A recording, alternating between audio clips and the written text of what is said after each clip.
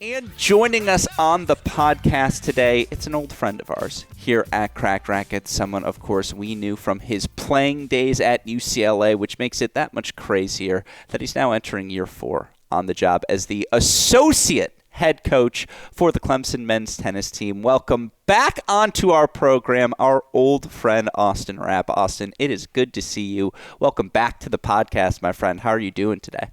Doing awesome. Thanks for having me, Alex. This is great. Great to be back. I was going to say, it's great to have you back. And I got to say, I think it's a step up in the place. Like the office now, the background setup, like, dare I say, looks the part, my friend, of associate head coach. That's funny. Glad I can look the part here. No, hair's still looking good as well, my friend, and ultimately isn't that what's most important? But no, obviously great to have you on the show, particularly coming off of a year where your team was able to do something you guys hadn't been able to do in a decade, and that's get to the NCAA tournament. And, at one point, you guys were the story of our show. You were 17-1 last spring. To see all the pieces fall into place the way they did, what was that spring like? How has it shaped this team as it heads into a new season?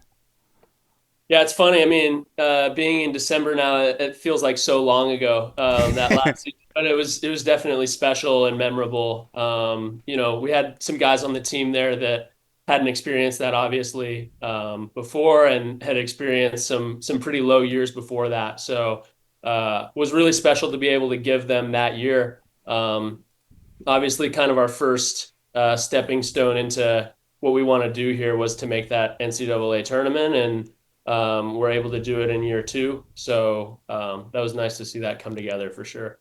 To look at your first 2 seasons, 11-15 year 1, 14-14 that 2024 spring. Could you tell in the fall, like, did it feel a little bit different? Obviously, you guys have been able to recruit extraordinarily well, inject a ton of talent into the program. But can you tell the difference with the team as early as a fall? Yeah, I mean, you could tell there was something different for sure. You just never really know exactly how things are going to come together in a season. And that ultimately is up to the guys and their connectivity together and, their chemistry. I think that plays a really big part of it, and how much they want to dig in for each other when it becomes crunch time. So, obviously I think in the fall that you get a pretty good analysis of the talent that you have on your squad, but that's not everything. That's not what necessarily what wins matches and makes the difference in these close battles in the spring. So you never really know, but yeah, that I guess my third fall at Clemson, we definitely knew that we had some players that were turning the corner in their careers, and we're gearing up to do something pretty cool.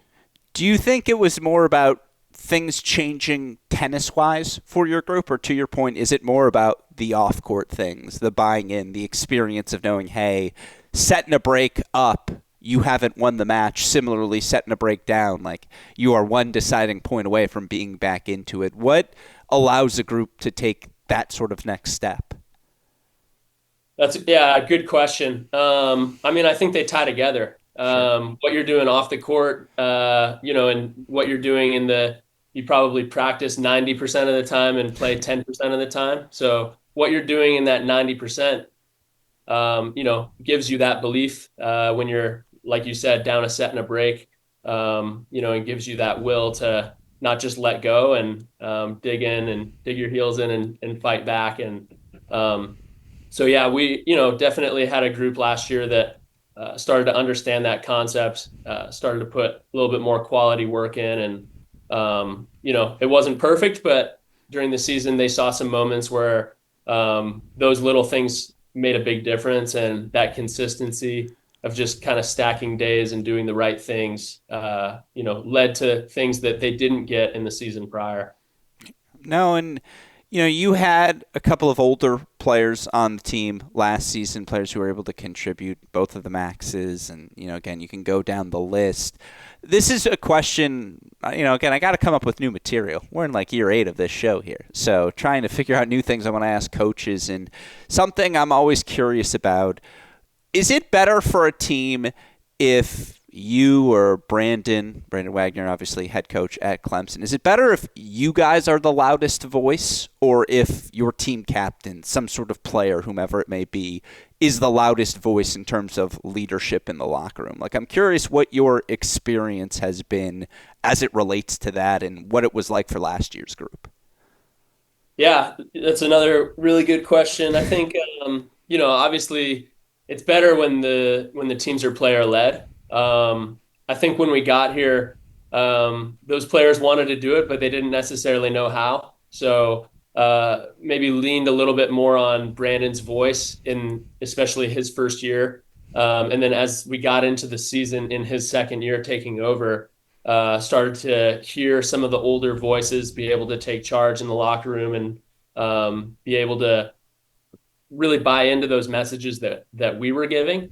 And then I think players, especially young players, no matter how coachable they are from the coaches, they're gonna really buy in when it's a culture thing in the locker room. So that came together. We lost three senior Americans: Max Dom, Max Smith, and Matt Pitts, and they all had a great impact. Two of those guys were here when I got here, and went through some losing seasons, and so that was special to see them be able to take charge, do the right things, and have some success with that. This will be on the scale of dumb questions, maybe the dumbest I'll ask you during this interview. Does the message get through better when you're winning? Like when your team is 17-1, do you notice like, okay, they're listening. We have their attention now. Like how does having a run like that to start a season help get the guys to buy into what you and Brandon are selling? Look, I mean, obviously winning helps, right? Yeah. It gives buy-in, and when you see that, that gratification of getting results and knowing, what you're doing is working. But you like to hope that they trust you without that, and they trust the experience and the voice, and definitely it's interesting you say that 17-1 we started the season, but those definitely weren't the best matches that we played in the year. I think even though we started losing some matches, playing some little bit tougher teams in the middle of our schedule, we started playing the best tennis at the end there. And actually, one of the best matches we played of the year was when we lost to Columbia in the NCAA tournament. And at least that was one of the products from the team that I was the most proud of. So it's not all about wins and losses. It's definitely you got to use the eye test, and at the end of the day, I think the players know in their heart of hearts whether they win or lose if they were able to do the things that they committed to beforehand or not. I want to ask you about that Columbia match in a second. Is there another match you learned the most about your group last season? There were a couple early on. We beat Michigan State and South Carolina at home, and I think that those were the matches where they really started to see the vision come together. Where, oh wow, we're not a bottom of the barrel team. We can compete with anybody. So those were two matches that were really cool to see, and then maybe a month later or so, beating Duke when we were at home as well. I think that some really good things came out of our guys on those days, for sure. What was your favorite match of the season? Oh man, that's tough. They're all so different. I loved obviously beating the in-state rivals at home. Hadn't been done in a long time, and we got them pretty good that day, and that was one of those matches that everybody showed up. Everybody, all seven guys, and that were on the court that day, and it was awesome. How long does it take you as a coach to adopt a school's rivalries? Like, I'm not saying there's a hatred for South Carolina because I don't know how anyone could hate Josh Goffey, but there's like more broadly, like I mean, Clemson, South Carolina means a lot to fans of your school, of your program. Did it take a couple of years to be like, okay, I understand this now? Um, yeah, I mean, obviously, when you take the court, you want to beat anybody that's on the other side. But there are those select matches that you kind of know. Okay, those are the ones that we circle on the calendar. I think I think we kind of know that right away, but maybe the extent of it isn't really felt until a couple of years in, at least for the guys, especially if they're coming from other countries where they're not familiar with the schools and the rivalries that exist in football or basketball. I think that takes maybe a couple of years, but they still know their big matches for sure. Yeah. No, I mean, again, massive win for the program. What's it like getting to work for Brandon again? Obviously, you were with him at Texas for a little bit as well. You were at Clemson here. Obviously, he gets the head job as well. Just what's it been like, again, getting to see him in this role, head coach for the first time, and getting to work at his side as you guys build what you're building at Clemson? No, yeah, I mean, obviously Brandon's amazing. I don't just say that for brownie points. I know he's probably going to listen to this and check my work. But no, Brandon's unbelievable. I knew that before he got here, and every year since I've been here, that just gets cemented. That how special of a guy and of a coach that he is. And the value that he brings me personally, but also just this program and the guys. They're super lucky to have him.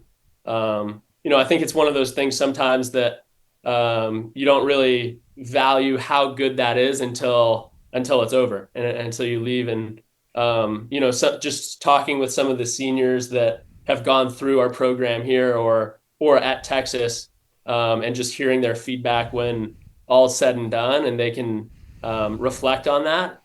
It's always really, really good things, and just yeah, it's nice to see them value that. So I definitely feel super lucky. Yeah. Well, I think he was a guy everyone was waiting to see where he would be a head coach for the first time, and obviously, again, to lead a program to an NCAA tournament for the first time in over a decade in year two. It speaks to the success you guys are having.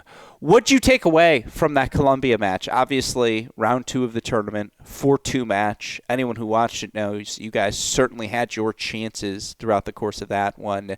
They played on the roof, right? Like you got the full outdoor. What a facility, by the way. Yeah, it's a Yeah, unique facility. It's probably one of the most unique facilities in college tennis. It was really cool to see that. yeah. No, it's a credit to Howie and again the job they did. They hosted indoors. I want to say 2 years ago, 24, and yeah, like what was it like to just be in that environment with the guys? How do you think they responded? What'd you take away from that one? Really cool. Our guys competed well. We didn't play a great doubles point, maybe a little bit of nerves, and most of the guys on our team, I think Romaine was the only one that had played an NCAA match in their career up to that point. So we had basically a brand new experience for all the players, and it was cool for them to get that. As the match went on, they got more and more comfortable, and I think it just showed them what they're capable of. And even though some of them lost that day, they all grew in a lot of ways. And we're really definitely hoping that match in particular for the returners helps them this season. I know it will. Yeah, no, it was one of my favorite battles, certainly of the tournament. And look, again, I want to focus on your guys, but it is worth noting we're coming off of an NCAA fall where Michael Zhang became the first back-to-back champion since Stevie Johnson, first guy to make 3 straight finals since Somdev Devarman. By my math, he's now the wins leader in NCAA individual singles event history. You got to compete against him. Like, and you've seen some really good players in your time, coached against and played with. Like, where does Michael stack up for you? What was it like to compete against him in that moment? Yeah, I mean, Brandon was there with Romaine. I wasn't there. Yeah. So he got to see that. We played him in the Columbia match in the spring as well, and Michael's doing great. Obviously, he's gonna have a really successful pro career when college is done. And I think one of the things for him is he's super level headed, never turns on himself, trusts himself in the big moments as much as anybody. I remember him just negating a lot of deuce points on his own serve last year when we played him with just massive serve plus ones, serving and volleying out of nowhere, and just full trust in his game. So that's probably one of his biggest strengths is that trust in his game. And at least from the outside looking in, he never turns on himself. Yeah. No, and I don't mean to make you speak about other players, but like more broadly, Michael's won 3 challengers in the last 3 months. He's back in college. Obviously, what Hodar has done, he's going to go play the Hmm. next gen finals, and it all signs point like he's coming back to Virginia. You see Rotgering and Santa Marta signing in, former world #1 juniors, and again.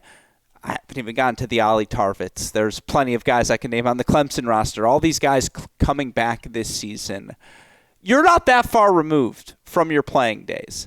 Is it better now than it was even 7, 8 years ago? Yeah, it's better. It's Yeah. better. Definitely better. I think the product of college tennis and what it has to offer is essentially no secret overseas anymore, where before it was. And you're getting the best guys that are even getting help from their federations, seeing the value in the product over here. And you know, everybody's situation is a little different. Obviously, you do get to come over and get your education paid for, which is great. But I think a lot of the top guys are just seeing the value in how they can develop, and it is a fact that the top 100 guys they're not average age 21 or 20 or whatever. They're older, late 20s guys, and college tennis prolongs that process. So they're not spending money making it through the futures and grinding in the challengers, and they can still do that stuff while they're not essentially funding their own careers. You get a head start, and then when you're 23 or 24, you're fresh and ready to go, and closer to your prime. Yeah. Looking at your roster, you have 7 guys, international students on the Mhm. team. When you're selling college tennis to them, do you bring up is it the accelerator program? Do they already know about the accelerator program? Like, is it easier to sell now than it was when you were first breaking into the coaching ranks? Do you not have to I guess, is it different trying to sell an international player than it is a player born in the U.S.? To be honest, I think it's there's less of a need to sell college tennis because it's pretty known at this point. Okay. It's You're getting less and less guys that say, "Oh no, college tennis." It used to be this mindset of if I go to college, I'm just quitting, and I'm quitting on my pro career. And now it's turned into, hey, if you don't go to college, you don't have a chance. For a lot of guys because they'll run out of money or maybe their training situation at home isn't good. So it's been interesting to see that flip, and obviously the level in college tennis has shown that these guys, even with federation funding and support, are exploring the option over here. Yeah. No, I mean, it speaks to all these different players continuing to commit and the level just getting, every year it's another top 10 junior, men's and women's side, who commits to Mm-hmm. coming to play. And yeah, again, we have 2 players ranked in the top 200 who are planning to be active in college tennis this season. It's a fun thing for our sport. And yeah, the level has never been higher. What's your approach to recruiting? Like, how is it, I guess, like what give me the pitch, I guess. What's the pitch to come to Clemson? What is it you're selling these players on that they can gain from the college tennis experience? Yeah, I mean, well, my approach to recruiting is always just be honest and tell them what you're doing. And if you feel like you can't tell them what you're doing, then you probably need to reassess what you're doing and make that better. So I just try to explain as best I can what we do on a day-to-day basis to support our guys, whether that's for their tennis, for their academics, whatever they want to pursue. Try to just show that we're there to support their goals and aspirations, and tell them how we're going to do that and give them our plan for that. And then there's also the part where we want to make them sure that if they're going to come here and they're going to spend 4 years, that they're going to be well taken care of, just as a person, and just be treated well. And it makes a lot of sense to me. How do you guys approach looking at the roster this year? You've got 4 freshmen. I think you've got 6 guys returning from last season's roster as well. So there is certainly some experience that you maybe didn't have to search for otherwise. How do you guys approach recruiting 18, 19-year-old, whether they be U.S. international-based kids, 4-year guys versus, an injection of talent from the transfer portal, or seeing maybe a 20, 21-year-old who won't have 4 years of eligibility but wants to come play a year or two of college tennis? Like, how do you guys approach that aspect of recruiting? Yeah, it depends on the kid. Sure. Certain kids, uh, obviously the preference is that we get guys who we can be around for 4 years. That's the best thing, but it's not always the case. And we want to make sure that if we are going to bring a player in for a shorter period of time, that they're going to be the type of personality and character that's going to fit in right away, and that we're not going to have to develop because we don't have that time. So if you're bringing in an older, 20 plus kid, you gotta make sure that they're gonna come in and not have to do the whole character development process. That they're gonna be, hey, you're gonna fit in, and let's just get to work and play tennis Yeah. and coach you up. Do you think it benefited you that the transfer portal wasn't as prevalent in your playing days? Like, because I think about it, and I say this with love. Like those first 2 years, maybe you Mm-hmm. think about going elsewhere to try and play more. You didn't do that, and maybe that would have been Right. the choice always. How different is the perception of that portal now versus when you were playing? I've thought about that. It is interesting, and I'm glad the portal wasn't around when I was in college because if I would have left, it would have been the wrong choice, 100%. I don't really remember having those like serious thoughts, but it could have been a temptation because I was in and out of the lineup, especially my sophomore year, and UCLA was a great place for me, even though I wasn't getting that. So. Yeah, I mean, I think it's a quick fix. I'm not saying that players should never transfer or anything like that, but I do think that it should be a last resort thing. I think that the best thing is to kind of figure yourself out where you're standing, and if you're not in, it's like, okay, is going somewhere where you're guaranteed to play going to be the best thing for your growth? Sometimes you need that adversity and that challenge to press on you and say, hey, maybe I need to change how I'm doing things, so that I can be the best that I can be, and maximize these 4 years in college. So it's interesting. I mean, I have thought about that, like, oh, if the transfer portal was around when I was in college, what would I have done? I really hope I would have stayed because there was a big value for me spending 4 years in one place. I met my wife in college, developed more stronger relationships with teammates that I was around the same group of people for 4 years. So there are a lot of pros to being in one place for your whole college experience, but that's not everyone's journey. And, there's definitely reasons that those changes need to happen for certain players, no doubt about it. But yeah, it definitely isn't always the answer. You mentioned Coach Wagner reviewing the tape later of this interview. Should your wife now review the tape? Good answer, my friend. Yeah. It's smart to sneak that one in. It didn't I, go she, unnoticed. I don't know if she's going to listen to the whole 40 minute, however long this is, but maybe you can clip that 30 seconds and send it to me so I can get some points. It's the easy clip. That's it. That's the least we can do for you. No, that makes a lot of sense to me. And again, part of that recruiting process, that transfer process now is even the myth of NIL. Do you talk about NIL more with recruits or with your fellow coaches?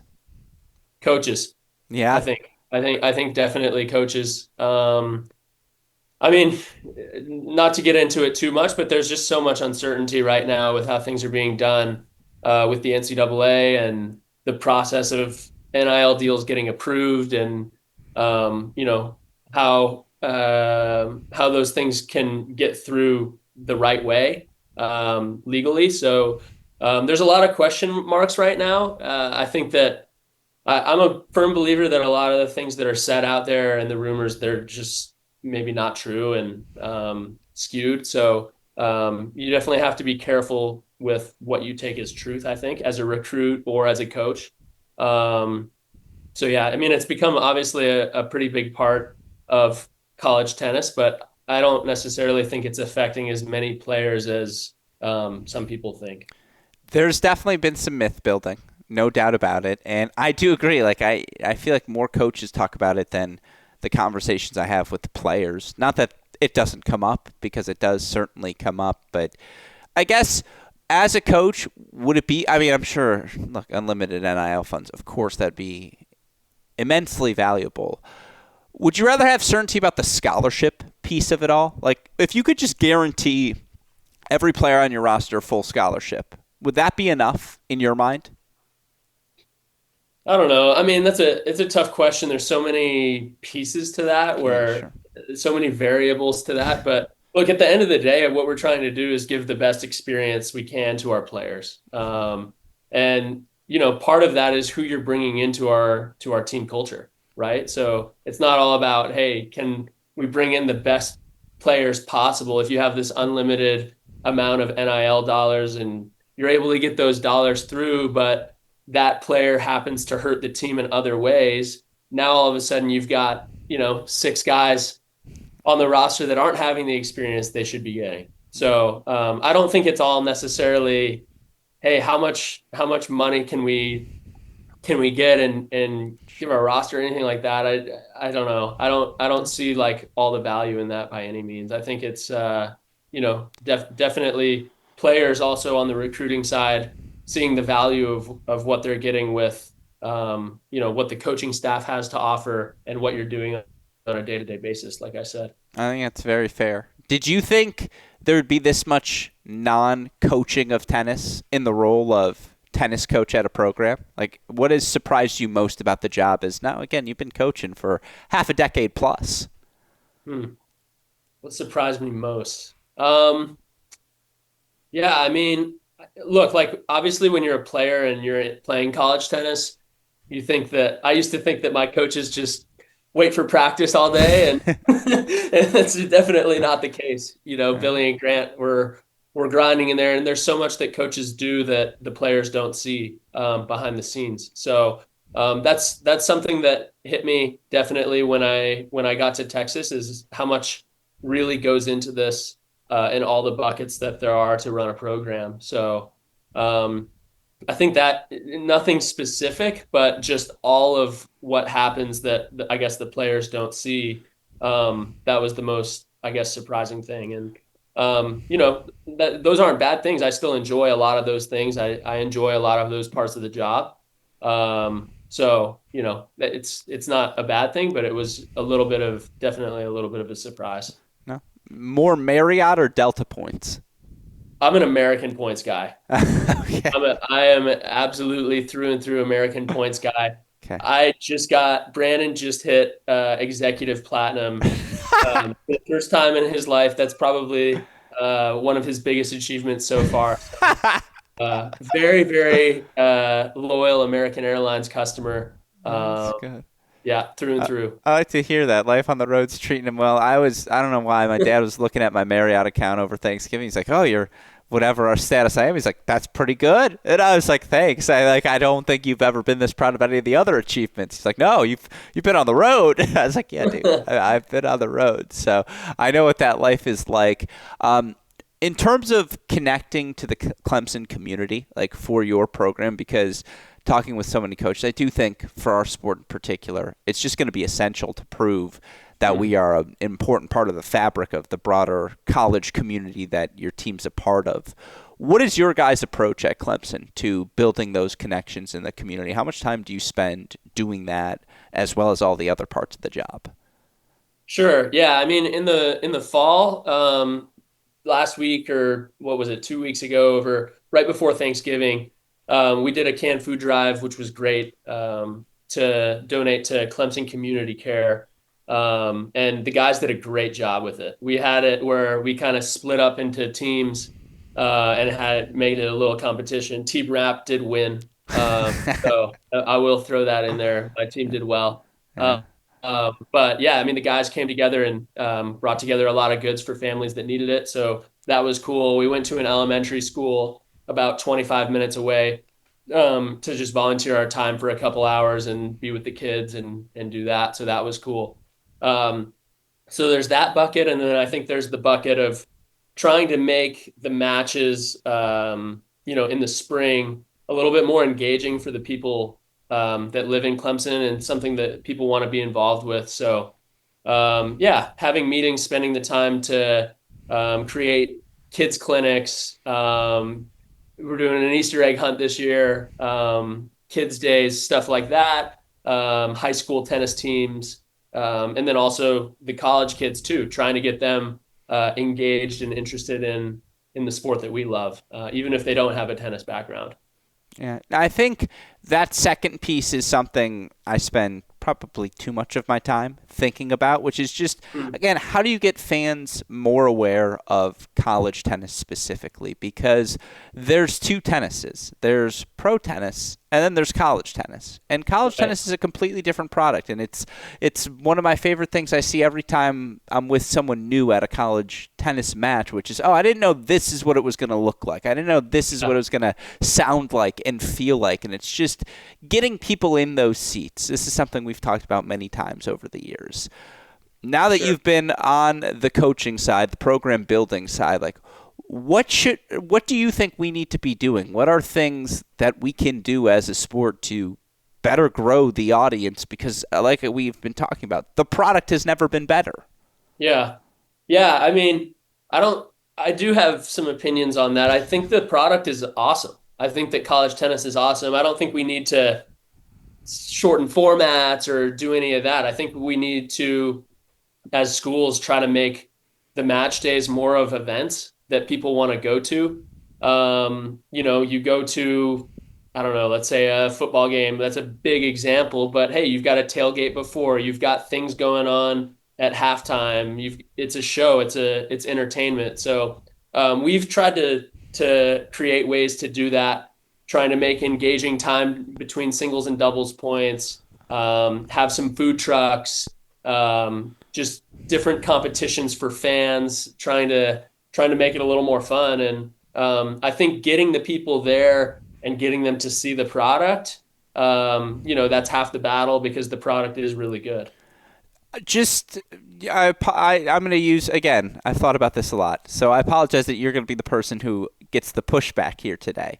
But That's all. my thoughts on the topic, like what it comes down to me, is there's the 30-minute stretch. The 30-minute stretch between the end of doubles and the end of first sets, starts of That's second right. sets. You can even say 30 to 45. That's a lull. And thus, That's right. anytime anyone pitches simultaneous starts to me, and I don't know what that's going to look like. Maybe it's two doubles matches, three singles points, everything starts at once.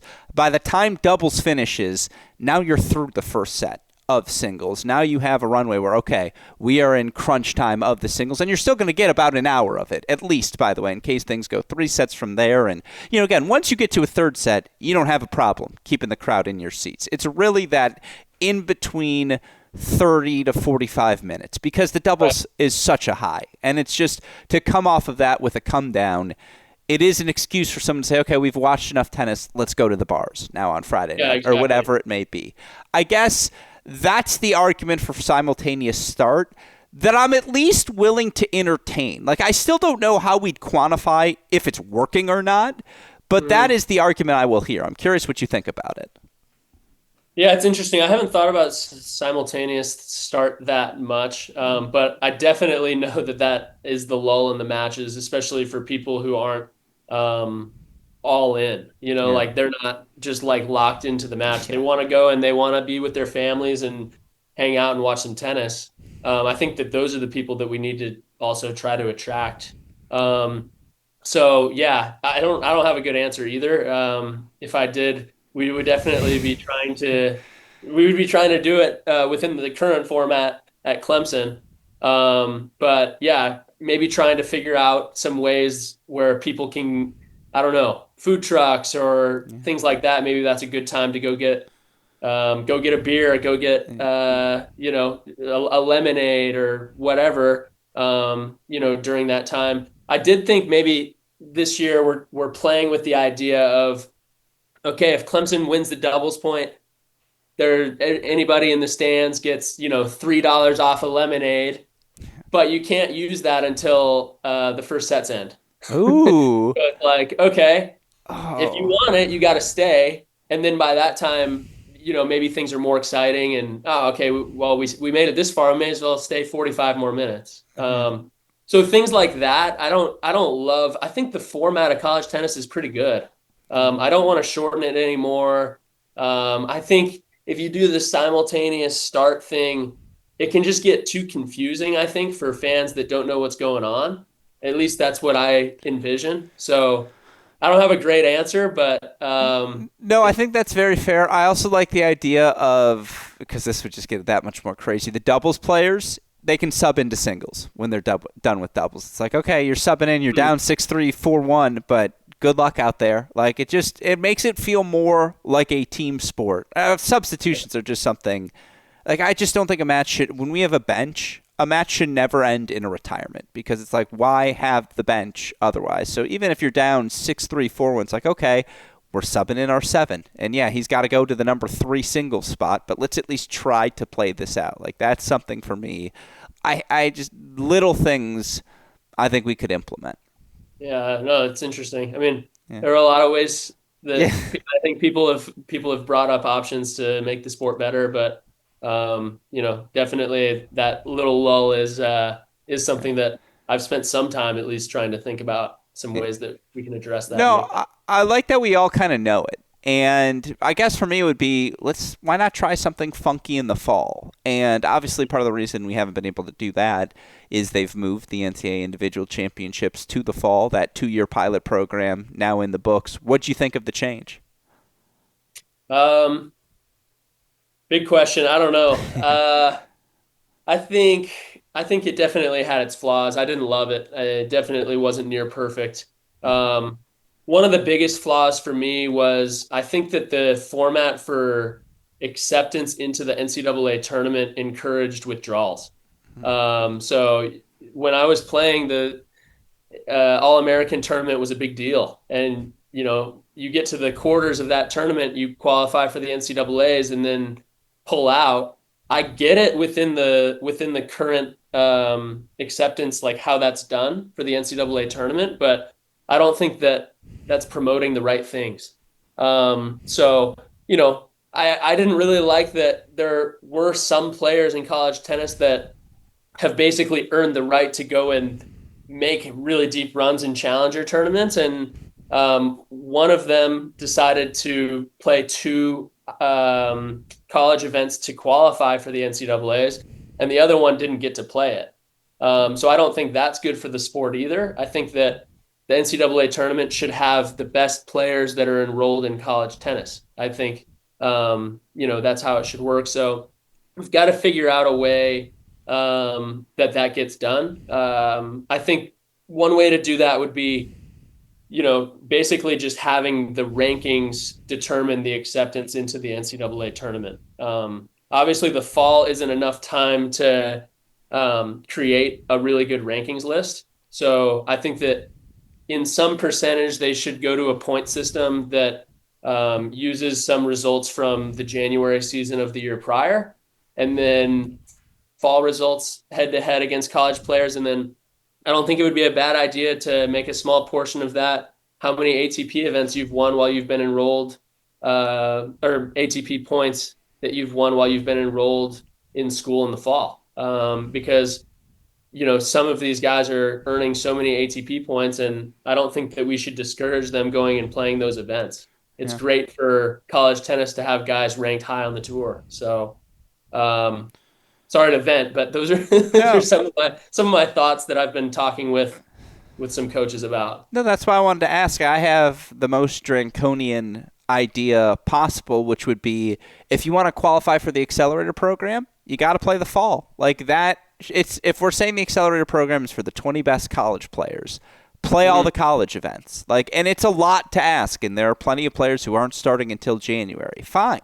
Then those players aren't going to be eligible for the accelerator program because they didn't commit to the full college season. Like, it's a big caveat, and I don't know if you could convince the tour to do that, because I think they just want the 20 best. Sure. But I think that's that's the key to getting everyone to play. There are other changes you can make too, but that would be the most extreme rule change you could make, where it's like, if you are committing to this path, here's your reward at the end, but it's a full commitment. Sure. Yeah, I don't think the goal should necessarily be that everybody has to go and play sectionals. If your level's better than that, then okay, great. Fair. I think if you're out there making quarters of challengers in the US and you're enrolled in school, that's a great thing. Okay. I'm not necessarily also saying that, hey, we just need to encourage everybody to go play 15K qualies instead of sectionals because that's also silly. Yeah. But there are exceptions. So I think that going at from the ranking list itself, and just figuring out how to make a more accurate ranking list in the fall, I think that that's the best option. What that exactly is, I don't know exactly, but yeah, those are my at least my 2 cents. Or the easiest solution of them all. Let me pick the field. I'll do okay. I promise. Like You it'll probably be do pretty well. well dispersed. Like I'll have my wild cards. We all do. No, it'll be interesting to see what comes out of it because it has been a fascinating 2 years, no doubt about it. And Michael winning both years is just the carrot on top of it all. You got to enjoy it. Last few questions for you. Sure. Your team, we talked about Clemson obviously earlier, but talk to me about this new group, what you saw from them in the fall, and what it's going to take for your group to take another step forward in 2026. Sure. Yeah. I mean, we have 4 new players this fall that came in, and they've all done a really good job, acclimating to school and how we do things around here. We're really lucky that from top to bottom, we have a pretty even team. So practices were pretty good. It's pretty competitive. You got guys pushing each other. There's not necessarily guys that, are outliers standing out on the top or the bottom. It's pretty even all the way through 1 to 10. So that's been a really healthy thing. And I'm excited to see what these guys are going to do. We definitely, we feel like we have a talented roster. It's just going to kind of come down to, up to them when it's crunch time. Are they able to do the things that we preach, and are they bought into those things? And just like last year, those are the things that made a difference on the really fun days and the really not fun days. Yeah. Nah, it's again first tournament appearance in over a decade, and you bring back a good group from last year's team, and you get to add 4 pieces as well. What's it like to have, I guess, such an age disparity where it is like half the roster are freshmen who haven't heard it before, and then again to have the returners that you do as well? Is it coaching 2 different teams? No, no, we're lucky. We have some younger guys, but they're very mature. So even the guys that are 18, 19, they fit in really well with the 21, 22-year olds on our team, and I haven't felt that at all, which has been nice. No, I'm glad to hear that. Kickoff weekend, you guys, South Carolina, Harvard, Michigan State, yourself. Why choose there? Like, I know again it was June, a lifetime ago. But why was that the pick, and thoughts on that kickoff weekend event? Yeah, I mean, we were the fourth seed, so we knew exactly which teams were going to be, in there. Great opportunities, two matches, no matter what happens on that first day against South Carolina. You get 2 days in a row to play quality teams, and I don't necessarily think that anybody's a sure favorite to get out of there. I think it's just who ends up showing up on those days, and that's the opportunity that we wanted to give our guys. Say, hey, here it is, you can do it, but it's up to you. So we're definitely excited for that weekend. I know all those coaches of those teams are excited for that weekend. Yeah, there's some really good ones. That New York, Berkeley. You got some good region. It's going to be a fun kickoff weekend. It's Yeah. deep field this season, no doubt about it. Last question for you. It's one again I want to ask all these coaches as well, just to learn about some of the coaching trees out there, some of the origins. Who's a coach in college tennis you try to model yourself after? Like who's one in your time you've looked up to, and again try to implement some of the things they do in your own coaching style? Are you talking about college tennis? Yeah, let's go one tennis, one out of tennis. Well, obviously Brandon, I've learned so much from him, and Bruce over at Texas. Those are the two guys that I've spent the most time with, and they've just been so valuable for me in my development, and just learned basically everything that I have learned about coaching from those two guys. So definitely those two, and then outside of coaching, I'm a big Nick Saban guy. Just love my whole Instagram reel is Nick Saban. Just I've got this like saved collection that I keep when I run over something good, and if I look into it, I should just call it the Nick Saban collection. But yeah, that's my answer right there. Good answers. I apologize. I don't know your wife's first name. Is she also Miss Terry, but fill in for Terry? When he talks about Miss Terry, I send her those ones. Yeah. That's very funny. I like that.